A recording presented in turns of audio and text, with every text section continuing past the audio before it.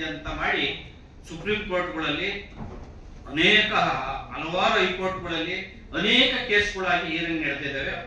16 ಆಯೋಗಗಳಾಗಿದೆ, ತಮ್ಮೆಲ್ಲ ಗೊತ್ತಿದೆ ಅದೆಲ್ಲ. ಆದ್ರೆ ದೇಶದಲ್ಲಿ 1600 ಪರಿಶಿಷ್ಟ ಜಾತಿಗಳಿದ್ದಾವೆ. ರಾಜ್ಯದಲ್ಲಿ 101 ಜಾತಿ ಪರಿಶಿಷ್ಟ ಜಾತಿ ಇದೆ. ಪರಿಶಿಷ್ಟ ಪಂಗಡದ ಜಾತಿಗಳು 1000 ಜಾತಿಗಳಿವೆ. ಮಂಡಲ್ ಆಯೋಗದ ಪ್ರಕಾರ ಹಿಂದುಳಿದ ಜಾತಿಗಳ ಸಂಖ್ಯೆ 3743 ಜಾತಿಗಳು, ಒಟ್ಟು 6000ಕ್ಕೂ ಹೆಚ್ಚು ಜಾತಿಗಳು. ಒಂದು ಕುರಿ ಹೋದ್ರೆ ಇನ್ನೊಂದು ಕುರಿ ಬದಲಾಯಿಸಿಕೊಂಡಿದ್ದಾನೆ. ಆ ಕುರಿ ತುಂಬಾ ಉಪಯೋಗ ಬರ್ತಿತ್ತು. ಈ ಕುರಿಗಳು ಏನಕ್ಕೆ ಉಪಯೋಗ ಬರ್ತಾ ಇದೆ ಅಂದ್ರೆ ಸ್ವಾರ್ಥಕ್ಕೆ, ಕುಟುಂಬಕ್ಕೆ, ಮತ್ತೊಂದಕ್ಕೆ, ಮಗದೊಂದಕ್ಕೆ. ನಾವು ಈ ರೀತಿ ಯೋಚನೆ ಮಾಡ್ಬೇಕಲ್ವಾ?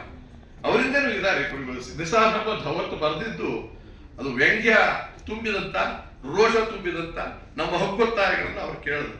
ಇವತ್ತು ಅವೇ ಇವತ್ತಿನ ದಿವಸ ಅಸ್ತ್ರವಾಗಿದ್ದಾವೆ, ನಮಗೆ ಅಧಿಕಾರದ ಅಸ್ತ್ರಗಳಾಗಿದ್ದಾವೆ.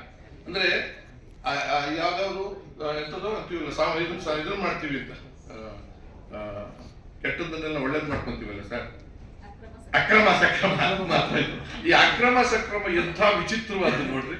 ಅಕ್ರಮ ಮಾಡಬಹುದು ಈ ರಾಜ್ಯದಲ್ಲಿ, ಈ ದೇಶದಲ್ಲಿ, ಈ ವ್ಯವಸ್ಥೆಯಲ್ಲಿ. ಸಕ್ರಮಕ್ಕೊಂದು ಅವಕಾಶ ಇಟ್ಕೊಂಡಿದ್ದೀವಿ, ಅಧಿಕಾರಕ್ಕೊಂದು. ಎಲ್ಲದಕ್ಕೂ ಅಸಕ್ರಮ. ಒತ್ತುವರಿ ಮಾಡಿದ್ದೀವಿ, ಸಕ್ರಮ ಮಾಡೋಣ. ಒನ್ ಟೈಮ್ ಸೆಟಲ್ಮೆಂಟ್ ಬೇರೆ. ಈಗ ಏನ್ ಬೇಕಾದ್ರೂ ಮಾಡ್ಬೋದು ಇಲ್ಲಿ. One time dealings. ಈ ನಮ್ಮ ಬಾಂಡ್ ಕಾಯ್ತಲ್ಲ ದೇಶದಲ್ಲಿ, ಬಾಂಡ್ ದುಡ್ಡು, ಕಳ್ಳ ದುಡ್ಡೆಲ್ಲ ತಂದ್ಬಿಡ್ತೀನಿ ಅಂತ ಪ್ರಧಾನಮಂತ್ರಿಗಳು ಬಾಂಡ್ ಹೆಸರಿನಂತಂದು ತಂದಿದ್ದು ಯಾರಿಗಾಯ್ತದ ಅನುಕೂಲ? ಕಳ್ಳ ದುಡ್ಡು ಬರ್ಬೇಕಾದ್ದು ಟ್ರೆಸರಿಗೆ ಬರ್ಬೇಕಾಗಿತ್ತಲ್ವ? ಆದ್ರೆ ಬಿಜೆಪಿಯ ಉಂಡಿಗೆ ಬಂತು, ಅಥವಾ ಕಾಂಗ್ರೆಸ್ನವರ ಉಂಡಿಗೆ ಬಂತು. ಯಾರು ಪ್ರಬಲವಾಗಿದ್ರು ಅವ್ರ ಉಂಡಿಗೆ ಬಂತು, ಶಕ್ತಿ ಇರೋರು. ಅಂದ್ರೆ ಆ ಕಳ್ಳ ದುಡ್ಡು ಕದ್ದೋರ್ಗೂ ಶಿಕ್ಷೆ ಇಲ್ಲ, ಕದ್ದಿದ್ದು ಮಾಲನ್ನು ಹಂಚ್ಕೊಂಡ್ರು. ನಾವು ತೆರಿಗೆ ಕಟ್ಟೋರ್ ಗತಿ ಏನಾಗಬೇಕು? ಈ ಸ್ಥಿತಿಯಲ್ಲಿ ಇದನ್ನೆಲ್ಲ ನಾವು ಯೋಚನೆ ಮಾಡ್ಬೇಕಾಗಿದೆ ಅಂತ ನನಗೆ ಅನ್ನಿಸ್ತಾ ಇರೋದು ಸ್ವಲ್ಪ ಬಹಳ. ಹಾಗಾಗಿ ನಿಮ್ಮ ಮುಂದೆ ನಾನು ಈಗ ಬಸವಣ್ಣವರು ಮಾತನ್ನ ಬಹಳ ಪ್ರಸ್ತುತವಾಗಿ ವಚನಗಳ ಮುಖೇನ ಹೇಳಿದ. ಅವತ್ತಿನ ಕಾಲದಲ್ಲೇ ಈ ಅಸ್ಪೃಶ್ಯತೆ, ಜಾತೀಯತೆ, ಸಮಾನತೆ, ಸಾಮಾಜಿಕ ನ್ಯಾಯದ ಬಗ್ಗೆ ಅನುಭವ ಮಂಟಪದಲ್ಲಿ ನಡೆದಂತ ಚಿಂತನೆಯನ್ನು ನೋಡಿದಾಗ, ಆ ಅನುಭವ ಮಂಟಪ ಎಲ್ಲಿ? ಇವತ್ತಿನ ಪಾರ್ಲಿಮೆಂಟ್ ಎಲ್ಲಿ? ಇವತ್ತಿನ ವಿಧಾನಸಭಾ ವಿಧಾನಮಂಡಲ ಎಲ್ಲಿ? ಅಲ್ಲಿಗೆ ಹೋಗ್ತಿದ್ದವ್ರು ಯಾರು? ಅಲ್ಲಿ ಮಾತಾಡ್ತಾ ಹೇಳಿದ್ರು ಸ್ವಾಮಿಗಳು. ಅವಾಗ ಹೆಸರು, ವೃತ್ತಿಯಿಂದ ಹೆಸರನ್ನ ಹೇಳ್ತಿದ್ರು. ಆ ವೃತ್ತಿಗೆ ಗೌರವ ಇರ್ತಿತ್ತು. ಹೇಳ್ಕೊಳ್ಳೋರು, ನಾನು ಈ ವೃತ್ತಿ ಮಾಡಿದ್ರೆ ನಾನು ದೊಡ್ಡ ಮನುಷ್ಯ ಅಂತ ಹೇಳ್ಕೊಳ್ಳೋ ಸ್ಥಿತಿ ಇತ್ತು. ಆ ವೃತ್ತಿ ಹೆಸರು ಹೇಳಿದ್ರೆ ಇವತ್ತು ಜೈಲಿಗೆ ಹೋಗೋ ಸ್ಥಿತಿಗಿತ್ತು. ಎಂತ ವಿಪರ್ಯಾಸ ನೋಡಿ. ಮಾತಾಡ್ಬೇಕಾ ಬೇಡವಾ? ಅವತ್ತು ಗೌರವ ಅದು. ಅವ್ರು ಆ ಹೆಸರುಗಳು ಹೇಳಿದ್ರು. ಆಯ್ದಕ್ಕಿ ಲಕ್ಕಮ್ಮ, ಚಮ್ಮಾರ, ಅಂಬಿಗರ ಚೌಡಯ್ಯ. ಅದಿಲ್ದಿದ್ರೆ ಅವರ ಹೆಸರಿಗೆ ಗೌರವೇ ಬರ್ತಿರ್ಲಿಲ್ಲ ಅನ್ನೋ ಕಾಲ.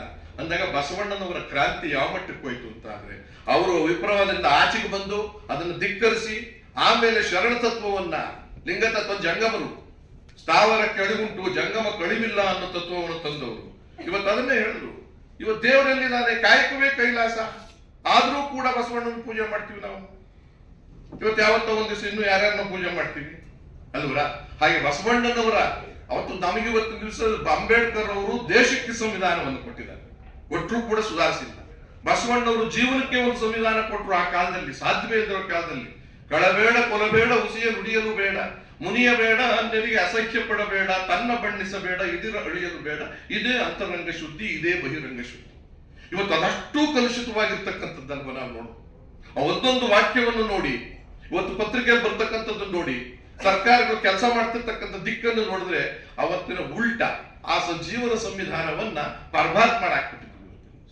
ಕಳಬೇಡ, ಕೊಲಬೇಡ, ಉಸಿಯ ನುಡಿಯಲು ಬೇಡ, ಮುನಿಯ ಬೇಡ, ಅನ್ಯರಿಗೆ ಅಸಹ್ಯ ಪಡಬೇಡ, ತನ್ನ ಬಣ್ಣಿಸಬೇಡ, ಇದಿರ ಅಳಿ. ಇದೇ ಅಂತರಂಗ ಶುದ್ಧಿ, ಇದೇ ಬಹಿರಂಗ. ಅಂತರಂಗ ಶುದ್ಧಿಗೂ ಬಹಿರಂಗ ಶುದ್ಧಿಗೂ ಎಷ್ಟು ವ್ಯತ್ಯಾಸ ಇದೆ.